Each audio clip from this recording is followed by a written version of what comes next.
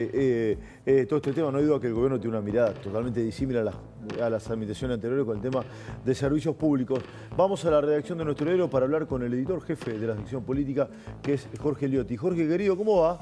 ¿Qué tal, Esteban? Buen día, ¿cómo te va? Gustazo, sí, hablar contigo. Bueno, qué revuelo ha generado el cierre de listas, ¿no? En los dos bandos, ¿no? En el gobierno federal, sí, y en el gobierno de la provincia. Yo veo mayor ruido en ese, pero en los dos lugares, sin duda que hubo ruido. Te venimos siguiendo con atención todo lo que has escrito. Acércame tu mirada, Jorge, por favor. Bueno, era un poco previsible, Esteban, que esto iba a ocurrir. Recordemos que esto también es producto de que se suspendieron las PASO, que no te garantizaban un trámite más fluido, pero por lo menos te daba algún esquema de ordenamiento. Entonces ahora vas a chocar directamente en una mesa de negociación y con particularidades como vos marcabas.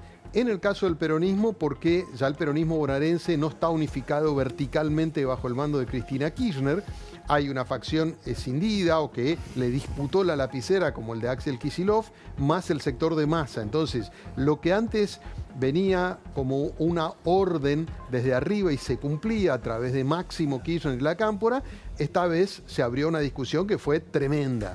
Y del otro lado... Con un apagón llamativo en el medio, ¿no? Obviamente, con apagón, extensión del plazo. Y ahora, si querés, te hago algún comentario respecto de lo que en todo caso el apagón nos indica de lo que va a ser el proceso bonaerense, ¿no? Claro. Porque yo creo que es una elección muy diferente a todo lo que vimos antes. Es la primera vez que la justicia electoral de la provincia está a cargo de la realización de los comicios, con lo cual yo te diría, Esteban, que nos tenemos que preparar para una elección compleja y especialmente el 7 de septiembre, en términos de resultado, en términos de recuento de votos. De recuento de votos. Va a ser muy, muy complicado todo eso.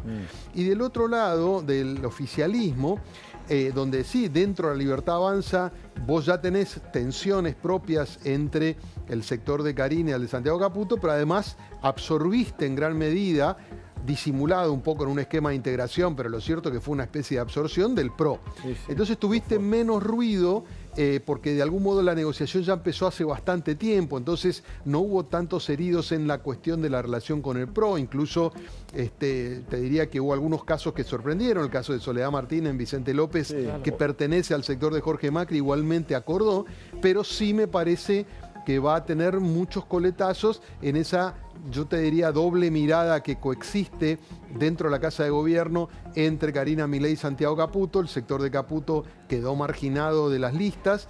Bueno, habrá que ver, en todo caso, cómo sigue la campaña, qué pasa después de las elecciones. Pero era esperable. Mucha tensión sin las PASO. Bueno, confluyó todo en un fin de semana tremendamente tenso, sí, y hasta te diría en términos políticos sangrientos, ¿no? Sí, Jorge, esto es más lectura que dato. Vos recién planteabas con muchísimo criterio y muy buena información de que las elecciones en la provincia de Buenos Aires, en la profundidad de La Matanza, por ejemplo, de José Cepaz, los votos no solamente hay que ponerlos en las urnas, sino contarlos.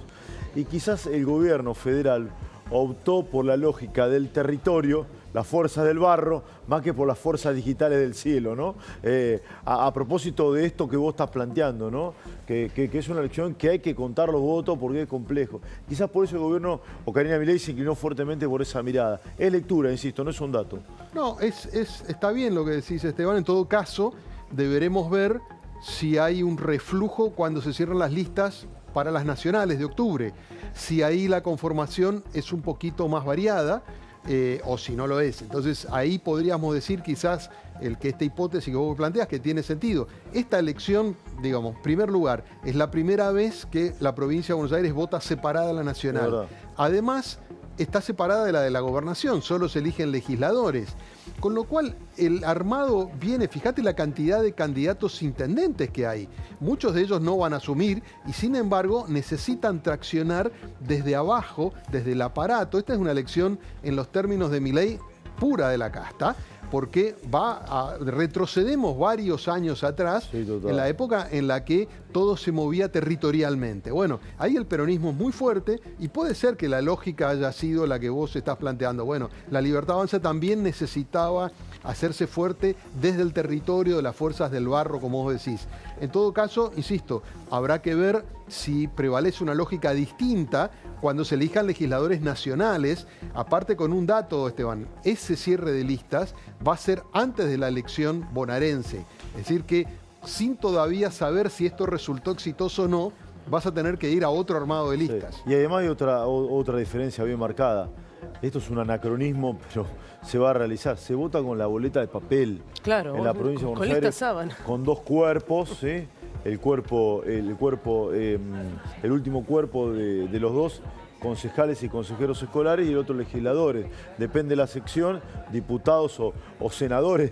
Y ahí existe el voto cadena, el voto calecita, todo lo que ya se sabe, lamentablemente. Por eso ¿no? es el regreso de todas esas prácticas, claro, seguramente, sí. Y con un agravante más, Esteban, que probablemente va a ser tema de discusión el 7 de septiembre a la noche. ¿Cómo contabilizás el resultado? Porque vos vas a tener, por lo menos a priori, dos modos de contar, ¿no? Uno es por bancas de diputados y senadores. Pensemos que hay como 8 secciones separadas en paralelo. Claro. Unas secciones votan diputados, otras votan senadores. Entonces, una primera unidad de medida va a ser quién ganó mayor cantidad de bancas y cómo quedó la legislatura. Y después también va a haber una lectura respecto de la cantidad de votos, ¿no?